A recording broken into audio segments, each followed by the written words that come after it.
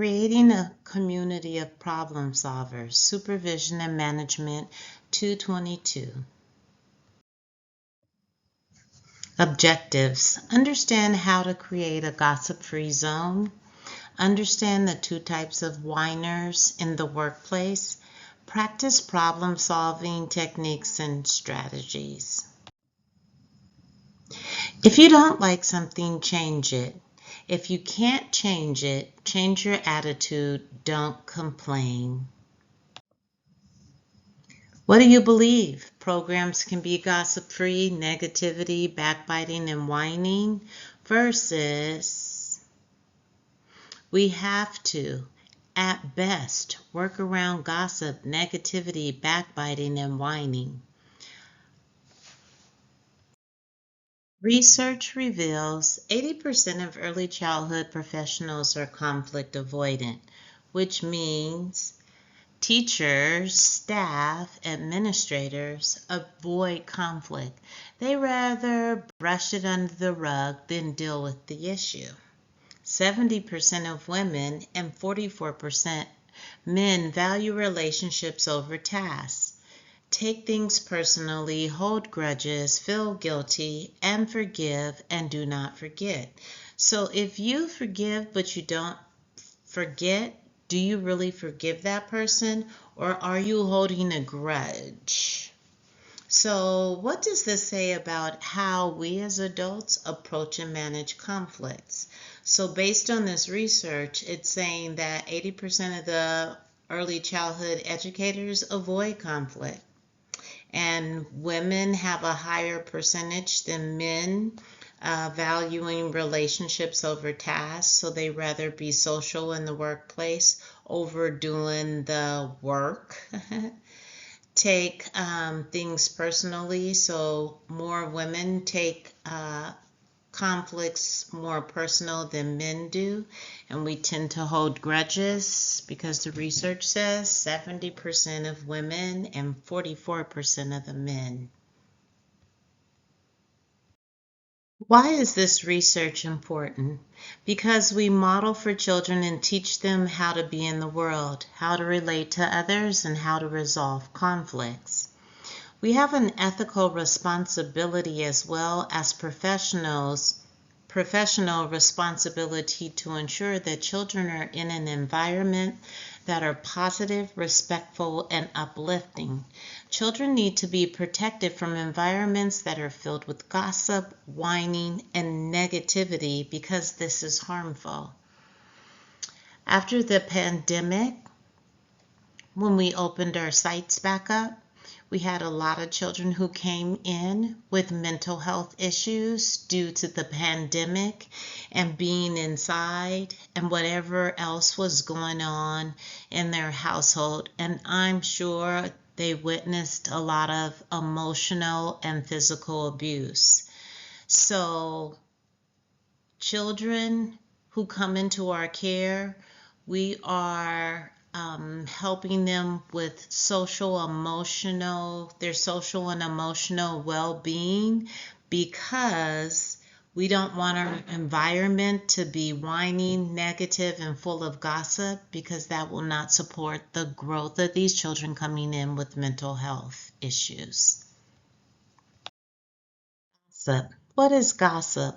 Gossip is a form of power. It is communicating about another person who is not present with the intention of harming that person's reputation. Listening to gossip is gossip. Why do people gossip? Research with over 700 early childhood professionals reveal that 68% of us have experienced gossip, backbiting, sabotage, and/or exclusion from work. Gossip Free Zone, Young Children, 2007. Why is gossip a form of power? Think about that. So if you talk about another person and you put down and you talk about all of the things that you think are their shortcoming, flaws, or weakness, insecurities. As a person who is gossiping, you feel like you are better than them. So that makes you feel powerful. Creating gossip-free zones. Update job descriptions to include functional statements of gossip-free work environment. Most job descriptions will not go into detail about a gossip-free zone. So this is a great way to let people know that when they come into your site, your program, that it's a gossip-free zone, and that is one of their expectations is not to participate in it. Be vocal and clear about your stand against gossip. So if you say it, if you verbalize it, if you put it in writing, then it is very clear about a gossip-free zone. Review and revisit the mission statement of the organization. Uphold what you stand for. Educate and guide staff on problem-solving techniques. So problem-solving techniques around if you find yourself in a situation of gossip, what are you going to do? What is your statement? I'm sorry, I don't feel comfortable talking about Sally when she's not in the room. So think of what your statement is going to be to promote a gossip-free environment. Contact with staff for gossip-free program, include in handbook, and use directive supervision. Whiners in the workplace. Whiners are people who get stuck in their troubles. They require attention and seek to control who speaks, who listens, the topics, and the outcomes. So have you ever had a whiner in your workplace who always talked about the same thing that happened 3 months ago? Remember when the parent came up to me and they were yelling and screaming at me and really mean to me? Woe is me, and they talk about it over and over and over again because they just want the attention of everybody who's in their presence. What do they want? A sympathetic ear, confirmation on how terrible things are? Why do we listen? Because we are nurturers and we want to help, and majority of us fear and avoid conflict. So I have manners, so I feel that it would be rude if I told a person, you've already told me this story about your troubles 5 times and I don't want to listen to it anymore. So to avoid the conflict, I will just feel frustrated inside and continue to listen. Types of whiners. Situational whiners struggle with specific dilemmas they can't solve alone. How do you supervise a situational whiner? Partner them with someone to help resolve the dilemma. When solutions are offered and actions taken, the whining usually stops.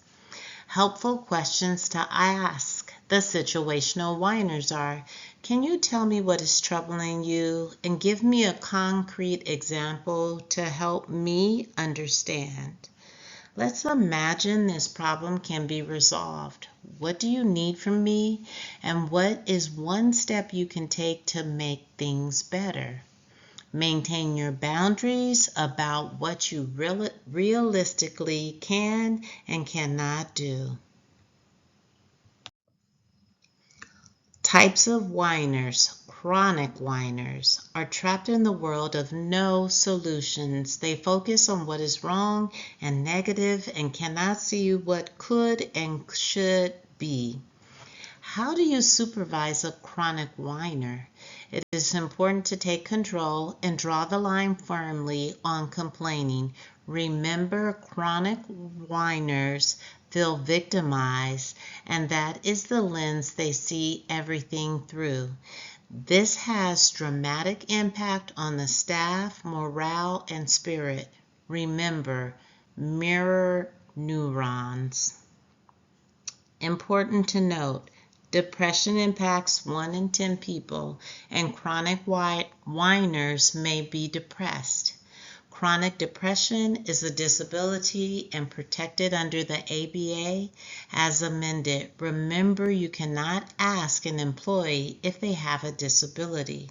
If they report on their disability, work with them to make reasonable accommodations.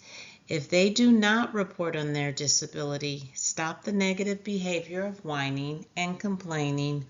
Only involve yourself if they are interested in taking solutions. Conflict resolution and strategies. This is a video about 6 ways to change a toxic or a hostile work environment. So to view the video, you right-click on the black square and click on the preview. So what do you think about this the 6 ways to change a toxic environment? Are they helpful? The Z method. So when you're using the Z method to resolve issues, first you ask, what happened? So we never want to assume what happened. We ask the question, what happened? What are the facts?